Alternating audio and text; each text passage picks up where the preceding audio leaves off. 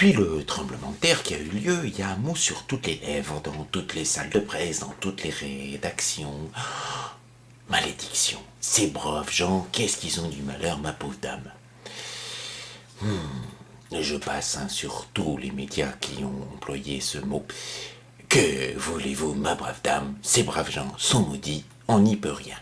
Certains amendent même la fatalité en présentant la pauvreté du pays comme une conséquence des horribles dictateurs qui auraient régné sur ce pays. Il y a une chose qui est quand même étonnante, c'est que les éléments du malheur haïtien sont globalement absents dans les médias et la responsabilité historique des États français et des États-Unis dans ces problèmes sont passés sous silence. Un petit rappel historique des faits pourra peut-être permettre d'éclairer l'internaute avisé. En 1793, la Convention française abolit l'esclavage. Oh, c'était gentil, provoquant, cela dit, de graves troubles. Les anciens esclaves de l'ensemble des Antilles françaises, dont fait partie Haïti, se révoltent contre leur maître. Ah bah oui, et ceux-ci repriment durement les révoltes, en cherchant parfois, comme ce fut le cas en Martinique, en Guadeloupe, à passer sous le contrôle de la couronne britannique afin de conserver leurs esclaves. En 1803, Napoléon Bonaparte rétablit l'esclavage. Ah, faut voir que sa gentille femme, Joséphine, était issue d'une riche famille de créoles qui avaient des intérêts dans les plantations des Antilles et qui souhaitaient récupérer de la main-d'œuvre gratuite. Donc, Napoléon envoie un corps expéditionnaire de 30 000 hommes à Haïti, dirigé par le général Leclerc, son beau-frère, qui a pour mission de faire un exemple.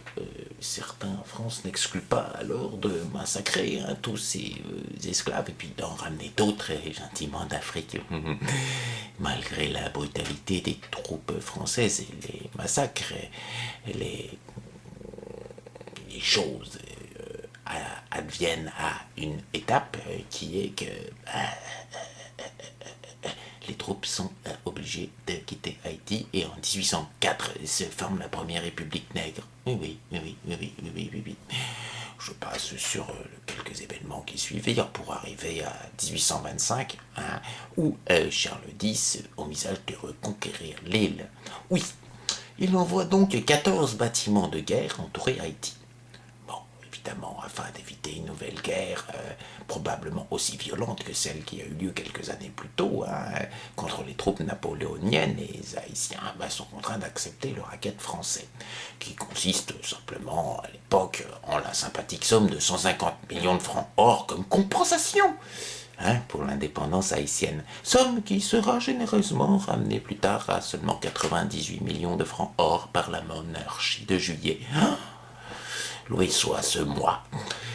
Haïti, néanmoins, est incapable de payer la vraisemblable rançon exigée par la France. C'est une somme faramineuse, et Haïti est pauvre. Enfin pauvre, elle a quand même une richesse. Ce sont les bois précieux dont elle pouvait s'enorgueillir à l'époque. Et donc elle est obligée d'exploiter à outrance le bois de ses forêts pour payer sa dette. Aujourd'hui encore, Haïti porte les traces de ce pillage sur les côtes, puisqu'on peut voir la déforestation à la frontière, par exemple, avec Saint-Domingue, l'œil nu. Du fait de cette déforestation, qu'est-ce qu'ils ont ces pauvres gens maudits? Plus d'inondations et de glissements de terrain, bien plus fréquents à Haïti qu'à Saint-Domingue, pendant les périodes de pluie tropicale. Et puis, évidemment, l'agriculture haïtienne s'en ressent, c'est un petit peu normal. Pour s'acquitter néanmoins du racket français, Haïti, qui a dû lourdement s'endetter et accorder des concessions exorbitantes sur son commerce à des compagnies étrangères, voit l'instabilité de son pays augmenter du fait des nombreux paysans qui plongent dans la pauvreté, et puis des compagnies européennes et US qui s'affrontent par pions politiques interposés. Un coup d'État en succède à un autre au gré des intérêts européens et, il faut le dire, capitaliste. Une malédiction, vraiment, sans doute. Par la suite, de 1915 à 1934, Haïti est occupé par les troupes US qui s'inquiètent Oui, de l'influence allemande sur l'île au début de la Première Guerre mondiale. Et les États-Unis commettent la joie de rester 20 ans sur place. Et évidemment, il faut faire payer les frais d'occupation, c'est logique. Alors ils se font payer avec l'intégralité de la production du café du pays pendant les 20 ans qu'ils occupent ce pays. Oui, oui, oui, oui, oui. Empêchant ainsi Haïti de profiter de fonds propres, hein, et puis de s'industrialiser. Évidemment, il y a la crise de 29 aux États-Unis, ils sont obligés un petit peu de recentrer leurs activités, ils abandonnent Haïti en 34 ans, conservant néanmoins, faut pas déconner, le contrôle des douanes jusqu'en 46, qui leur ouvre une situation commerciale particulièrement intéressante et qui empêche Haïti de développer une industrie autonome face aux produits manufacturés US entrant dans le territoire sans frais de douane. Une malédiction, sans doute. En pleine guerre froide, Haïti considéré comme un point important dans l'endiguement de Cuba et le contrôle des Antilles, main dans la main. Oh, ils sont gentils. Français et États-Uniens, ils se mettent en place pour justement promouvoir au pouvoir Jean-Claude Duvalier, dont la dictature sanglante et le pillage du pays contraint de nombreux Haïtiens à quitter justement leur dit pays. Oui. Et effectivement, comme le pays devient plus pauvre sous cette dictature, eh bien, on peut dire qu'ils se remettent à pratiquer la déforestation. Dictature des Duvaliers dure de 57 à 86 jusqu'à ce que Baby-Doc soit renversé par un soulèvement populaire. Il y en a, faut pas croire. Et bien, quand même, il faut pas oublier aussi qu'aujourd'hui, Baby-Doc vit toujours quelque part en France, sans pouvoir être expulsé. Et oui. Une malédiction, sans doute. En 1991, Jean-Bertrand Aristide est élu, son programme est clair, organiser une réforme agraire, oui, quand même, c'était un petit peu de temps, un partage des richesses, et oui, affaiblir le rôle de l'armée, exiger de la France et des États-Unis le remboursement à valeur constante des 98 millions de francs or, et puis des 20 années qu'ils ont eu dans leur dos sur le commerce du café, avec le feu vert officieux seulement, des autorités françaises et des États-Unis de l'époque. Aristide est renversé par un coup d'État militaire dès septembre 91. Il est resté à peine 9 mois au pouvoir. Les militaires ensomment le pays, comme à l'époque des Duvaliers, provoquant un exil massif. Les États-Unis s'inquiètent.